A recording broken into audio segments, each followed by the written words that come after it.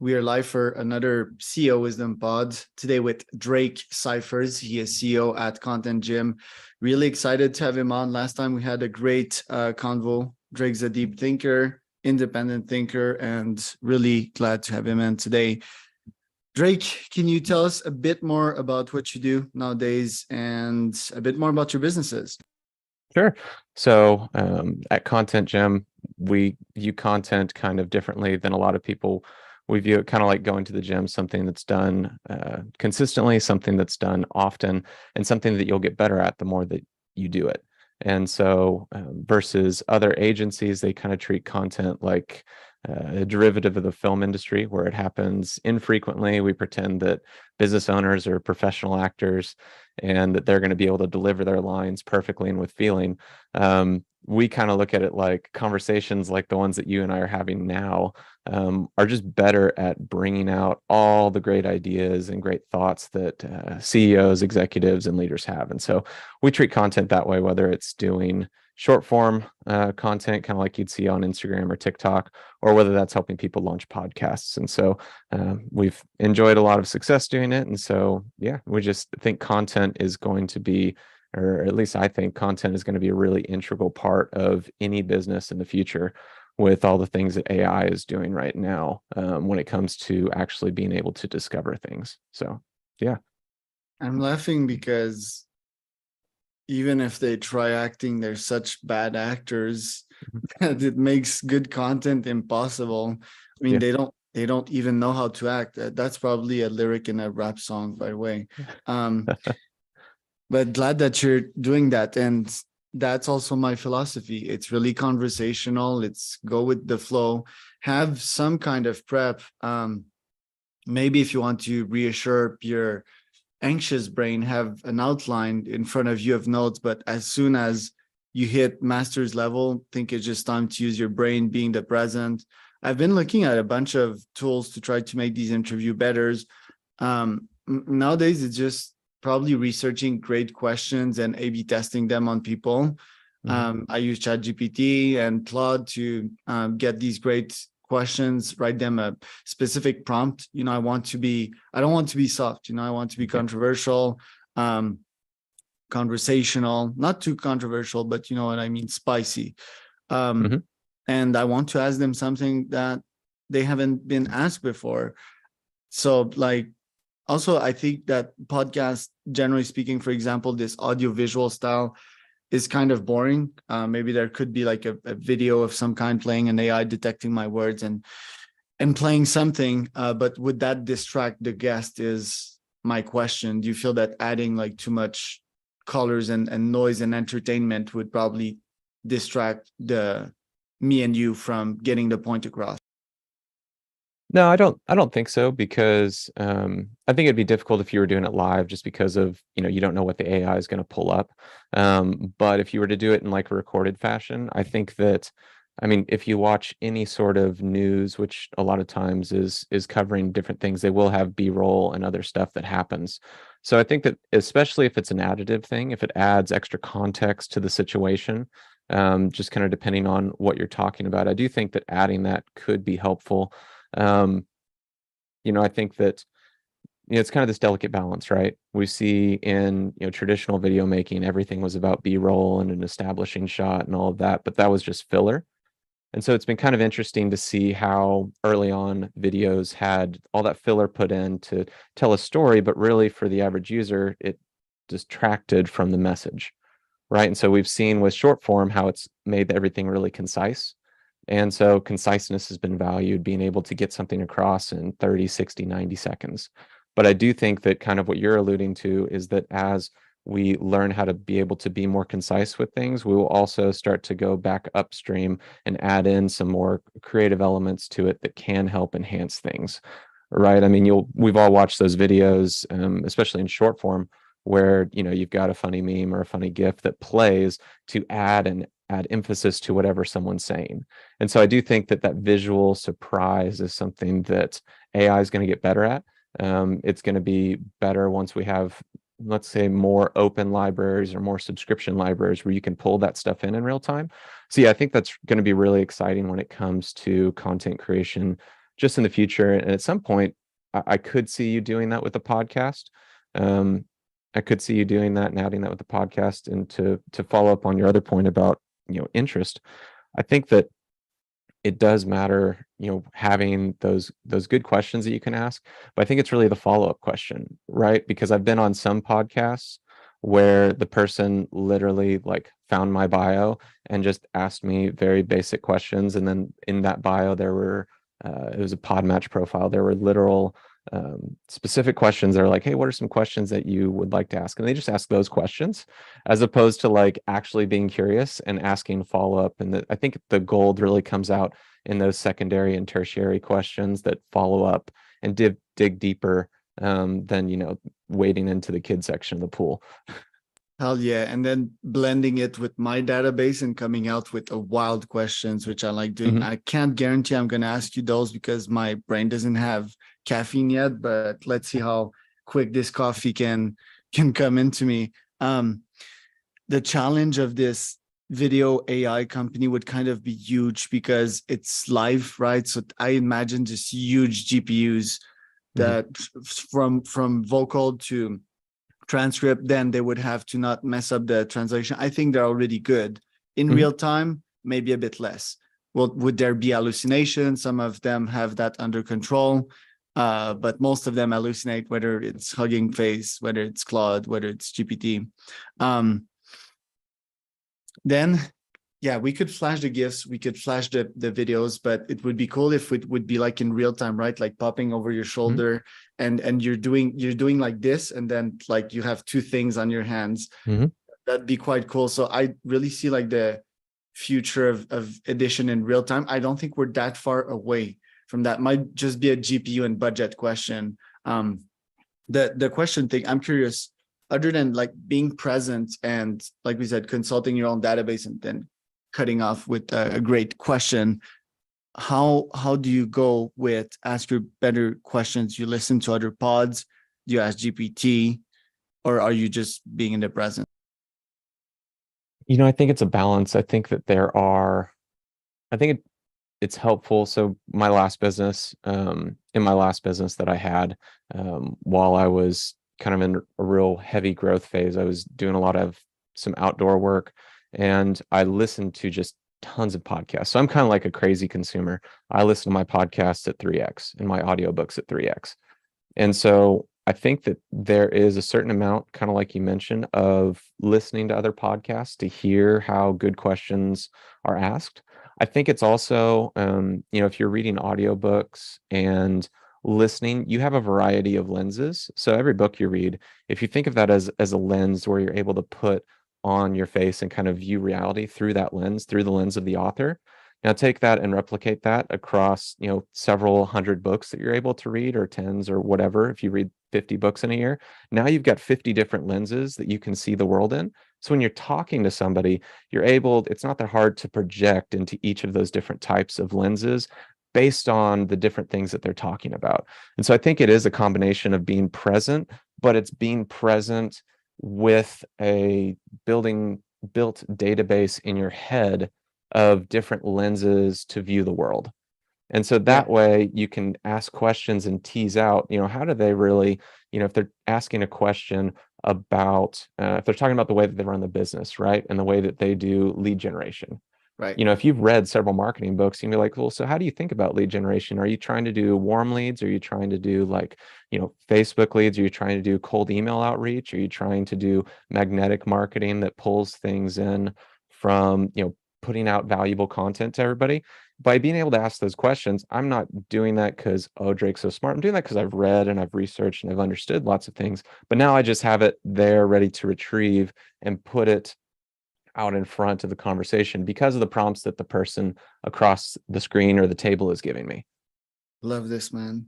If only we'd have a Neuralink that would be able to do that. Man. Yeah, because like what would Mosey think about lead gen? What would Naval think about startups? What would Mark Andreessen think about this browser? Be magical. Yeah. Are you a Neuralink guy? I'm going to be a new early adopter. I thought you said like a Neuralink doctor. I was like, okay, he's gonna do surgery. Early adopter shirt. Yeah. I'll try to plug you because that's my next moonshot. Oh, cool. Won't be called Neuralink. It will be called, what's it called again? Because I don't put much time in that one, but Mind Mesh. Yeah. Mind Hmm. Mesh Labs. How do you like the name? That's pretty good. Yeah, actually, I like that. I like that. It's what I like about names, because brands just in general are all about association, right? And so the name of a brand is mainly to create some sort of association with whatever you have. So if you can do that right away, that's great. Otherwise, if it's, some weird random name like Google or Yahoo, we know what that is now, but we know what that is now after, it just being beaten into our heads for 2 decades. Right. So, but yeah, I think that creates a good association. I see two problems with that name though. Like one is mesh, not a lot of people use that word. It's like the mesh, in medieval times, like links, Mhm. linking stuff together. And second, it's mindmeshlabs.com. I don't like the labs. I'd prefer just to get the straight up .com. I'm Mhm. pretty obsessed about that. You and I share a lot in common. The 3x2 Mhm. listening, just that if the guy already speaks fast, I Mhm. do these podcasts in Spanish, and Mexicans, they speak really quick. Oh yeah. So 3x would be, yeah, suicide. But what do you think about the two comments here on the on the brand name? I think the domain one stuck out to me the most, even if it wasn't a .com. I think even if it's like a .io, I think dropping the labs does make sense. But if it could be just mindmesh.io or .co or any of those, Aren't you I think obsessed with the .com? I'm not as upset. I mean, it just You depends on how much you're you willing to need to pay get for it. the .com, man. I just think that the I'm shocked at the number of people that go to Google to just they go to Google and type in the URL. And so I think stuff surfaces based on who's most popular, right? And so I don't know. I tend to What think about that like with GPT? AI, How will GPT potentially take over Google? I think that I think that AI is really going to impact discovery because right now we're used to a visual self-select, right? So we type something in Google, we get all these things, and then we have to pick what the best one is. But when we have AI that's more integrated into who we are, what we like, and previous, uh, our previous searches, and Google does this some now, but AI will become, I think, even more integrated to where it will self-select based off of more of what we really wanted versus us having to try to prompt Google the right way to get the result that we want. I think AI is going to eliminate a lot of bad searches. Um, and I think that it's going to be able to offer more summaries. And to some instance, we search a brand name, but I think we'll be more conversational with AI, where we will say, hey, here's what I'm trying to do. What are the best ways to accomplish this goal? And then AI will go out into the web and pull all the relevant data. It'll analyze what's being written for relevancy. In some instances, it may summarize it. In some instances, it may go, hey, here's steps 1 through 5 of what you need to do. And here are sub points, A, B, and C for each one of those, which is here's step by step how to accomplish this. And so I think that it will take over a lot of the brain work that we're normally using for discovery, which when I'm just being fed that, well, that does a lot when I'm looking at text search, right? When I'm thinking about text search and reading things. But now, the reason why I think video content is going to be such a big deal is because I don't know about you, but I'd rather watch a YouTube video explaining how to do something because it's a much more immersive medium rather than just reading text-based stuff. And so that's where I think when transcripts are crawled and searchable, all of a sudden now we're pulling up the videos that make the most sense. And so I think that's a way to hack the discovery, but that's kind of how I see it disrupting things where it's going to be a whole lot more done for you because it can query everything way faster than you can. Hmm. ChatGPT is like just a better user experience, while Google got bastardized through capitalism and Hmm. ads and SEO. Or the SEO, not really, right? I don't think that was their intention, definitely, but they got tricked. Hmm. Now, how does Will ChatGPT not get tricked either? I think maybe they can have some AI filters, but it's still a challenge. My question is, with ChatGPT giving us like a better experience, well, how can they survive if they don't have ads dollars? They signed a $10 billion deal with Microsoft, and my brain was like, oh, was that a partnership, or did Microsoft take a stake of OpenAI? I'm reading something here. It says that, I'm not sure the validity of that information. It's Forbes. So they take a 49% stake in the upstart firm. Mm-hmm. Do you think that is the reality? And second, do you think that OpenAI will eventually drop ads, and or what would be their model to actually survive as an upstart? So what I've seen so far, and this just came out, two big things came out, and I think it's this week actually that they came out with. One is they added fine tuning for 3.5, which allows you to, on the API, put in a whole lot more information to make it customized to you. But then they also launched their big, I believe it's their big enterprise. I was watching Marketing Against the Grain, which is a really great podcast, and they were talking about how they just launched their big enterprise stuff. So what it does is now with the enterprise stuff, it will not use any of their information to train. And so you don't put in your proprietary information and then it spreads out everywhere. They keep it siloed. And so it's just your language learning model. And then it's only on your stuff. So it can aggregate a whole lot more of your documents, a whole lot more of what's going on in your organization. And they're releasing that. And that's a pay to play thing. So that's been getting paid per response. It's getting paid per integration. And so that's going to be a big thing, to where they have obviously the low end, the $20 a month, that if you pay for the plus, you get now. But now you have the enterprise value. And then you're seeing all the API integrations, where the API integrations are all pay per response. And so whatever you're charging, it's a usage model, right? So the more people are using it, the more that they're able to actually get from just in revenue, right? So that's kind of the idea, where they're going really big to the Fortune 1000 companies that really want to use it and can afford to play, then the small individual user, and then they're going to start to work into that middle. But dude, how flabbergasting is that? I didn't know that Microsoft had 49% of OpenAI. Then the other 49 is like all kinds of investors, and then there's a remaining 2%. That makes me incredibly not bullish about OpenAI. It changes my full paradigm. First, I'm flabbergasted on myself why I didn't know these stats, but that's a steal. 10% for 49%. That's like the deal of the century, right? Well, I mean, could be, right. I don't think it'll be, because that's just too much. And Microsoft, like historically, I've been so unimpressed with them. I mean, I've been impressed with the little gritty OpenAI team. So I'm so not bullish in the end about OpenAI. That just changes my view of the business world right now. Do you share the same feeling? Do you still think they'll be like $1 trillion company?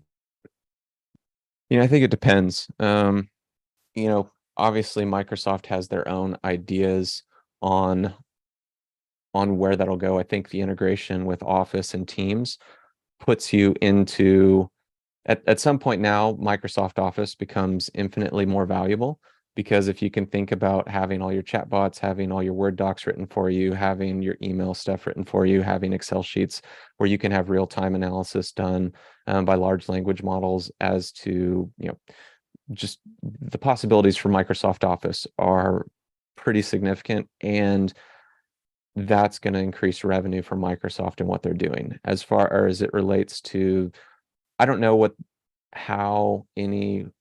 that gives Microsoft just like unlimited access to OpenAI. I'm not sure. Innovation will stop, because it's like you take that little gritty team and you integrate them in a giant. Innovation is stopping right there. And that was the exciting part. 3.5 is a steal still. I do think it is, or 4, let's call it. But I don't think they'll innovate that much. I think it really comes down, though, like the real reason I think they did it, though, was because of all the compute power that they're really going to need to take this to the next level. So right now, Microsoft will be able to actually fund if you look at just all the chips right now, right? So you look at all the chips that are required to actually get the servers, to actually get the server space, to get the compute power that you're going to need for what OpenAI is going to. That's going to be a really big deal. Also, as soon as they integrate into Office, depending on how the ownership of documents are done, that also integrates them into a lot of businesses where they could have possibly a lot of business data that they're able to get that it would be very hard to get otherwise. It would smooth adoption. I do understand what you're saying about innovation, but I think that the really big thing comes with understanding what's happening geopolitically right now, and they're going to really need a lot more dollars to be able to invest to get the computer power, the server space, and all the manpower that's going to take to have that. So if you take, and also it depends on how integrated they're becoming with Microsoft versus how much of a standalone they are, right? So Microsoft obviously has the money to fund whatever they are trying to cook up, right? That may be where it comes in. I think really the compute power is a big deal when it comes to, I think it's Azure, which is Microsoft's server solution, which is a competitor to Amazon's. But why not partner Amazon with Web NVIDIA Services. in that case? What did you say? Why not partner with NVIDIA in that case? I just don't know how much of the capital structure mattered, right? So I don't know Yeah, they who. probably didn't have these tens. Yeah, I mean, Microsoft and NVIDIA, while both large companies, I mean, Microsoft, I think, is still like top 5 in the world, right? So, and if you're looking at it, like, I don't know how much of it was a cash out too. I mean, maybe they want to take some chips off the table because let's be real, if you understand the way large language models work, right, we know that they learn on themselves very quickly. And so it becomes all about data sets. So who am I integrating with? Who has the best data sets? And how can I use that to train things faster? And if you're looking at the exponential curve of a large language model training itself, then these things are going to go, asymmetric really fast, regardless of whichever one you have. And so right now they've got early mover advantage. Do you capitalize on it now, or do you wait for just all these other large language models to also go parabolic? And so do you try to take your money now, or do you actually think that you can get market share if you're not integrated with a super large company with a super large footprint? It's like almost a symbiotic relationship, I think, where OpenAI could actually take over a lot of things that Microsoft is doing. Think about it from this standpoint. Even if Microsoft just took it and deployed it internally to eliminate the inefficiencies, that alone could be a game changer depending on how you're looking at implementation. So I think there's still a lot of variables and vectors that could make the deal make sense. I just think, traditionally, if you had asked me 3 or 4 years ago, I would have been so in agreement with you. I just think that AI as a whole, and with the capital required to get the compute power up to where it needs to be, I think that there's a little bit more wiggle room than there used to be right now for that. Yeah, Microsoft net win. Okay, OpenAI. I'm thinking from the perspective of Sam Altman. I just love putting myself in shoes of very smart and powerful people, and I don't think it's a win for him. I think he's going to exit in like 2 years and start again a new company a la Elon and be like, oh, no more nonprofits anymore. And yeah, going fully all in the capitalism game. I think his own mental models aggregating data over what he's seeing in his world and so forth. But one thing's for sure, I do think that generally speaking, it's also a net win for OpenAI. From the fact that who's OpenAI, it's mostly nerds and scientists. And it must have felt like Christmas to have access to all of that Excel data and Word data that Microsoft accumulated for 50 years now. Like, how's that for data, and see the evolution of that data and where stuff is going. So they must have had a lot of fun, like it's like them breaking into a server room and seeing like all these gifts that they can plug their little hacking device on and start geeking. So that must have been fun. You and I, we need to do a round 2 to actually discuss your companies. Like that was sort of an intro. You're sort of a nerd like myself, so love discussing this. And I guess you do too. Until then, where can we find more about you, Drake? Sure.